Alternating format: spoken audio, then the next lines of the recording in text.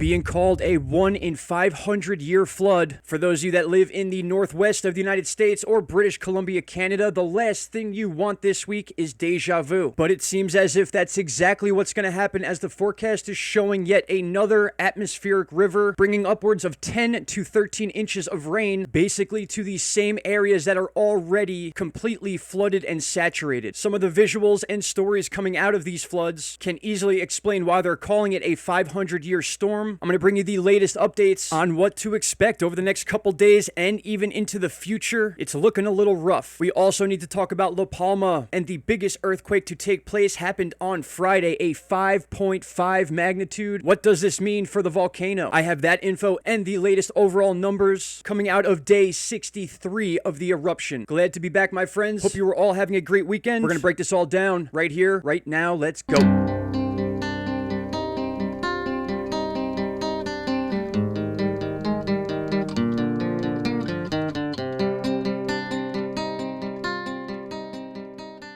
Good morning / afternoon, November 21st, 2021, 11:27 a.m., and it has been a long weekend for a lot of people. Right off the bat, we're going to check out this article. British Columbia officials warn of storm expected to hit the province, but take a look at that date. We're talking about another atmospheric river, possible Pineapple Express, and this has clearly become a very serious situation, not just right now today, but for the last 5 or 6 days. British Columbia and the western coast of Washington, parts of Oregon have been experiencing one of the more potent versions of an atmospheric river, as we're seeing right now on your screen. This didn't just start. In fact, we covered one of these atmospheric rivers back in February, another Pineapple Express. That also made massive headlines when it happened, so I just wanted to bring this to your attention as well to show you that this does happen fairly often, but some are a lot worse than others. This one, much worse. The chart you're looking at right now gives an idea of some of the records that were broken, and we're talking about records that have not been even touched for 125 years. 1896